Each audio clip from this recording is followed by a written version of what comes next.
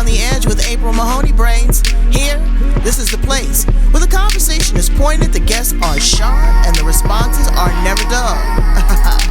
Welcome home, Brains. Coming to you straight from San Diego, California. Let's welcome our host, April Mahoney. And I assume you're going to Q&A me, right? Yeah, Q&A, and then we're just going to kind of, freestyle as well. Brains, look, I brought my pointer and all, okay? I love it. Yeah. Diane Gallo.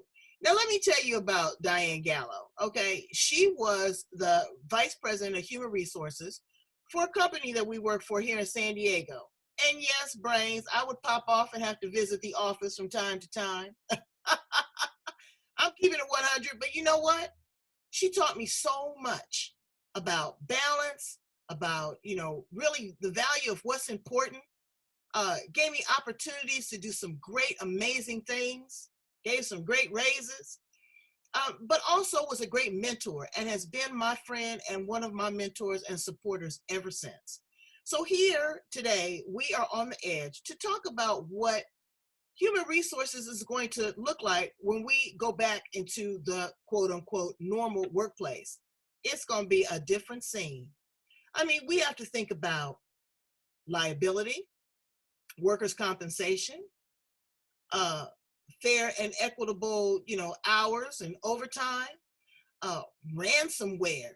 These companies are being held hostage. What about the proprietary information that's being taken off-site to people's homes? What if somebody's bad butt kid pours Kool-Aid in the laptop? Who's responsible for that? We're going to talk about that, and also about the mental psyche of the people re-entering into the workforce. I mean, people are going to be traumatized. So without further ado, let me welcome, I call her Queen Lady D, Diane. Thank you.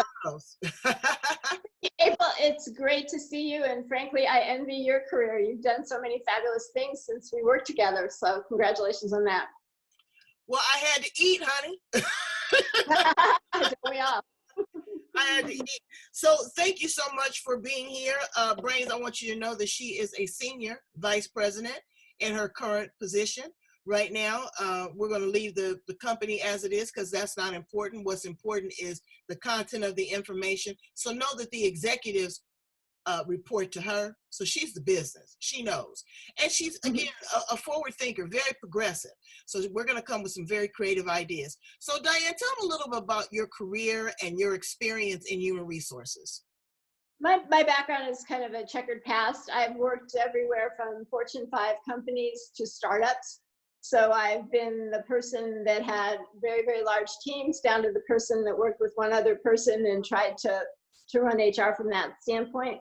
My background and probably passion is around basically growing people and growing talent to grow the business.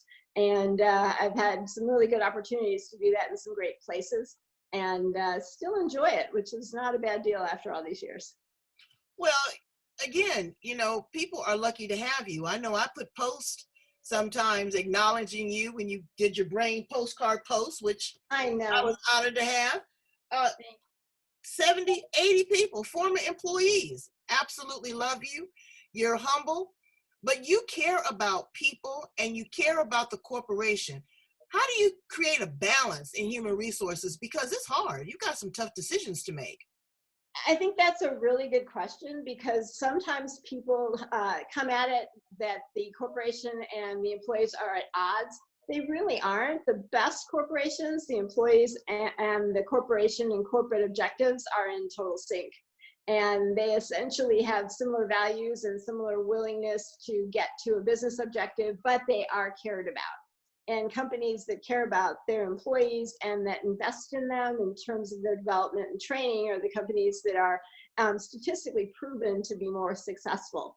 So when you look at, bottom line opportunity, investing in your employees and making them ambassadors and believers is going to be a financially sound decision as well. It is, and you reduce attrition, the turnover. There's a lot of costs. A lot of people now are enamored with that big $25 word. They want to be an entrepreneur. You mess around and be entrepreneur. Yeah.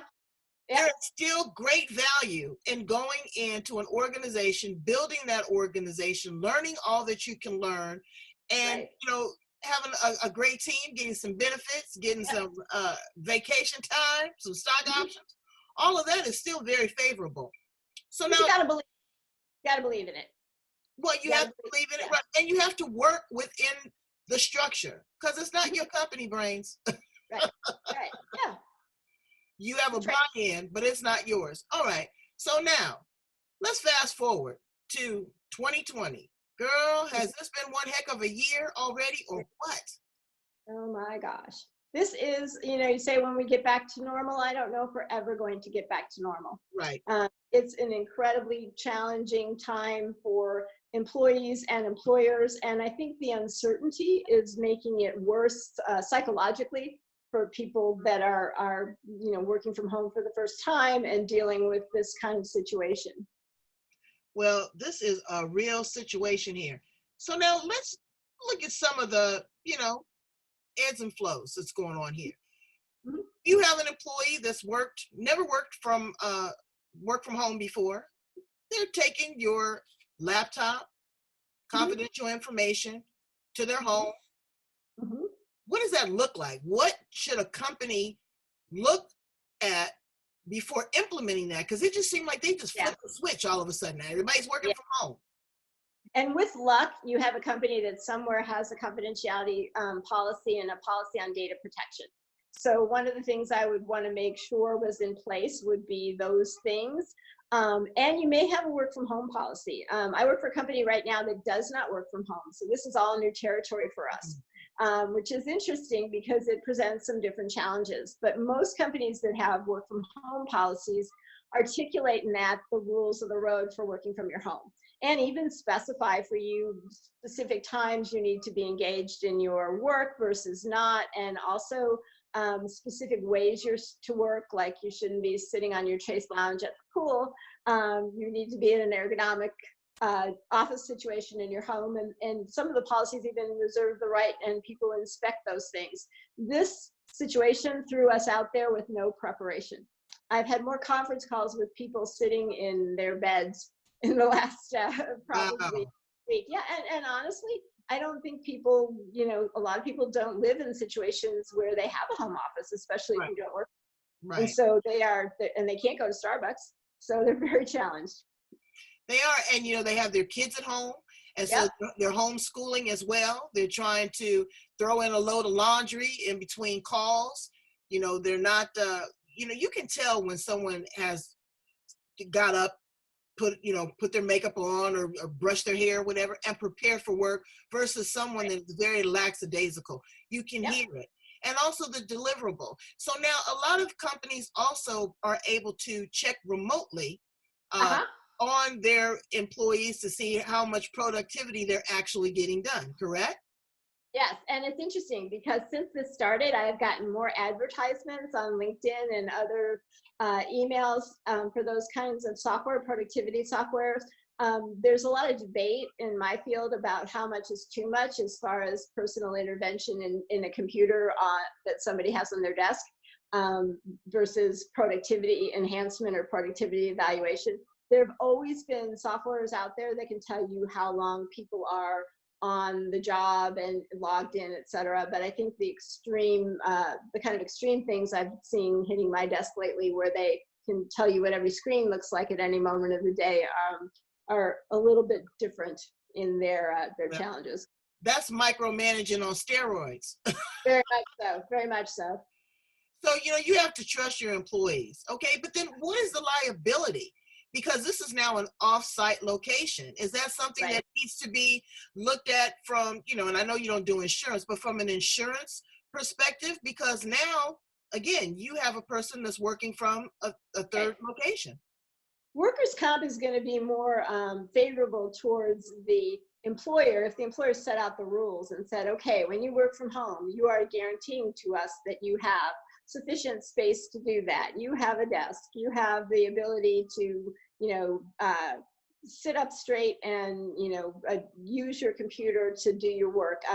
You are going to take physical stretch breaks. You're going to do those things. So if you've outlined those things in a policy, you pretty much have set the parameters. So if somebody decides to walk their dog while taking a conference call and falls in trips over a rock, I would be hard pressed to say that was in the scope of their employment, even though they were on a conference call, because they weren't where I asked them to be at that time. So that would be arguable from my standpoint, but it would be something that would be contentious. That's crazy. But it makes perfect sense, from an employer's perspective. So now, again, I'm not trying to open anybody up for liability, but I want to ask this question. Now I've moved XYZ company into my home. Should there be some sort of compensation? I mean, they're paying for the brick and mortar. Generally, what you wind up with is their equipment and the ability to not commute, which is compensation of and in itself in some places in a work from home scenario. A lot of times they're going to pay for a portion of your wireless, because obviously you're using it for Hulu and Netflix as well.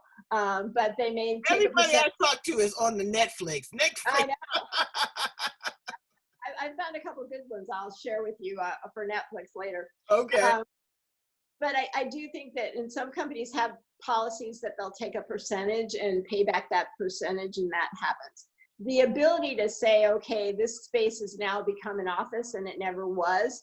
If it's not intended to be that forever, I think you'd have difficulty both from a compensation from your employer and from an IRS standpoint in really saying that was truly anything other than a temporary location, much like a hotel room might be if you were traveling for work. Oh, okay. So you answered the question. See, that's good. Let's talk about security and confidentiality of proprietary, you shake your head, proprietary information. You are taking it off site. You've got your computer screen and laptop open, you might have credit cards, and the boyfriend might not be, might be a seedy character, copy that. What kind of protections do you have in place, or should companies have in place to protect their clients' information and data? Well, the first thing that every company should have is password protected access to their network.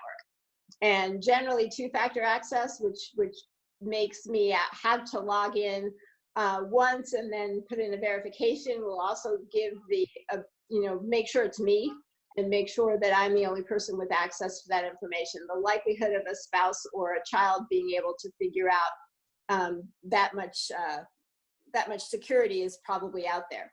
I will give you for instance, I work for a financial services firm.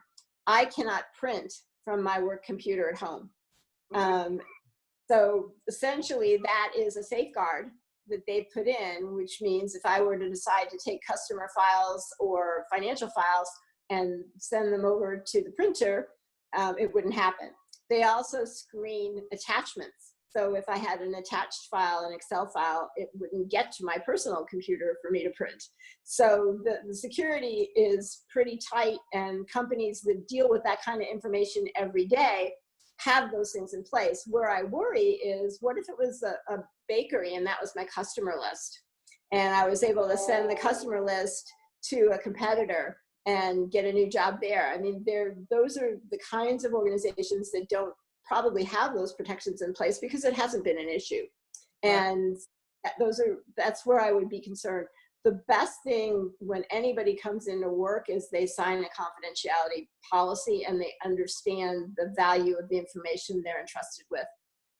Most companies do that. I worry more about the small to mid-sized businesses where they might not think of it as, as proprietary as someone who is entrusted with other people's data. Right. Because it's a lot of information. And so, again, when you're writing a confidentiality agreement, good Lord, who knew to put Corona? But 19, but I mean, it's kind of a blanket overall statement that protects the company. Because the same rules apply if you're on vacation and take your computer, if you go travel and take your computer. All those rules for security and confidentiality do do apply. So most companies with luck will have a lot of those things in place right now. The ones that don't should be very conscious about making sure their employees understand that they have an obligation to keep company materials proprietary. Right, right, right. Because they could be open up for a huge liability. I mean, can Absolutely. someone be sued for something like that versus just terminated, or both? It depends. I think I've seen instances where termination has happened when information has gotten out.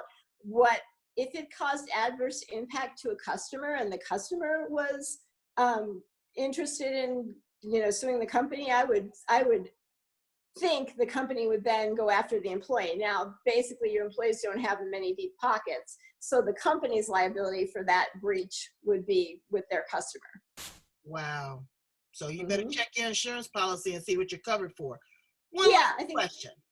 Smart thing. I had a girlfriend that just called me from New York, and her ex-husband has just been held hostage by ransomware.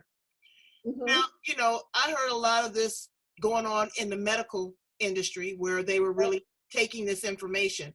They've opted not to mess with the medical industry, but now they're going towards corporations and businesses. There should be a lot of protection put in, or what kind of protection can you get from a hacker like that? And you're off-site. If you've gotten the ransomware, it's probably too late. You should have a good cybersecurity policy. If you don't have a cybersecurity department in your company because you're small and you just can't afford it, it's worth an investment in a consultant to help you figure out what you need to protect your assets. It is a far more likely opportunity that somebody will hack into your business in a situation like that than somebody will give away data, in hard copies. So I think right now companies need to pay a lot of attention to cybersecurity. I don't know what kind of training's in place, but if I have people working remotely, I would be warning them to look for phishing scams, to not open any attachments that they don't know where they came from, the same kind of things you read every day, but things that could cripple a business in a very tough time. And this is a tough time. Let's talk about this unemployment. I've never seen numbers like this in my life. Me either. Now it's a two-headed serpent, I guess, in some ways. The talent pool until recently has been substantially difficult. It hasn't been easy to recruit talent. Okay. There will be more people in the market. The difficulty that I see for employers is they will be swamped with resumes and applications, but the ability to screen for those gems mean now going through 2,000 pieces of paper or online applications versus 20 to find that one gem. So people say, oh, wow, recruitment should be really easy because everybody, look at the unemployment rates going up. But frankly, it's going to make it very, very difficult because there's going to be a lot of noise in any job that is available. And I think that's something that employers, they may be inclined to say, well, let's reduce our recruiting staff because there's going to be so many people applying, or we don't ever need to use a search firm again because there's going to be so many people out there. I think that's really a bad call because getting through the volume and getting to the right people, the right talent that you need is going to be very challenging. Right. Explain to my brains, how does unemployment work So how does unemployment work? So how does unemployment work? People think that they pay that. How does it work? Is that insurance? Is that an insurance policy that the company picks up to cover this? How does that work? We pay taxes. Employers pay taxes that go into unemployment pools, and employers are charged for their payroll. It's part of their payroll taxing. Okay, so essentially employers are charged for their payroll. If you are on a payroll and are no longer on a payroll and are then unemployed through no fault of your own or a layoff, then part of that money that was set aside through their payroll taxes of the employer would be available as part of the unemployment insurance. It's administered by the state. In most states, it varies in terms of the amount that you're going to get. I will say it is not a supplement for most incomes. It is a hope you can get by amount. It generally has a maximum that when you look at it is a little unrealistic. So it's not a panacea. It's supposed to be a very short-term opportunity to help you stay on your feet. And it's taxable, brains. Okay, Oh, don't get twisted. Thank you. That's a very, very good point. A lot of people have not understood that, and it's come to bite them. Right. And, once you get caught up in the state owing them money, you can forget it. So even though you may file a claim, you still may be denied, or that money might be offset, or if you owe taxes, or if you owe child support, all of that. So don't just get so excited. Oh, I'm going to kick it for about 6 or 7 weeks, and, 2 or 3 months and get unemployment. Yeah. Okay. All right. Yeah. If you can pay your bills on unemployment, more power to you. I couldn't. So. No, I couldn't either. So now let's talk about the psychological impact that this is putting on employers and their employees, because, people are social and physically distancing themselves. They're going to have to get close to one another once again. The workplace environment, everybody's going to swear it's contaminated, like, it's circling around in the air vents. Just the communication, even getting the teams back together to work cohesively because they've been working remotely. What are some of the challenges that you see that lie ahead? Well, there's a few things. Very fortunate where I work, we have an excellent wellness department, and they are doing check-ins with people, and they're also facilitating exercise via video. They are talking to people one-on-one about some of their stresses and anxieties. And we are asking managers and leaders to be emotionally intelligent, because essentially there is an increased anxiety in everything right now. It makes someone anxious to sit in their office at home and be on the computer all day with their baby crying in the next room and somebody else trying to mitigate that situation. It makes you uncomfortable if your spouse just got laid off and you're sitting there on a conference call. You're anxious because you know that you're not going to be able to pay the bills. It makes your boss uncomfortable because the viability of his or her company may be at stake. So the level of stress is unprecedented. And I think this video chatting that we're doing, these video calls, I've been on them since 9 a.m. and it's about 8 o'clock my time. So that is a different kind of exhaustion because it doesn't have the interpersonal energy, but it is also talking back and forth. So people that are not used to it and are and derive a lot of their energy from just other people around them are really lacking it, and video is not cutting it. So it's been very stressful. The company I work for is a very young population. So like most young populations, their social life is their work friends. And many of them live by themselves in apartments and have been isolated for quite some time. And I am seeing people experiencing and talking about being depressed. Some of us will eat ice cream if we're depressed, and other people, can't function. So Right. it runs the gamut. gamut. And they don't have family that they can, they can't just get out and go to a bar or, any of that. They are completely crippled in this environment. So leave us with some encouragement. What kind of jobs could come out of this? I mean, what kind of new innovation have you thought about that? And, what could be the positive to this? Because it's a new normal. I do think it's a new normal. I think we're going to see a lot of really interesting things on the medical technology front. I think personal protection equipment is archaic the way we have it now. There's got to be a better way to mask and glove people than we do it now. Something more efficient that doesn't have to be thrown away after use, or that is more less constricting. So those are the kinds of things. I think we're going to see drug development proactively get faster, and testing get faster. So those are all good. I think companies in things like cybersecurity are going to benefit because they are going to be, there's opportunistic things are out there that weren't out there before. The risk that people have is suddenly right in front of them, whereas they may have been able to ignore it before.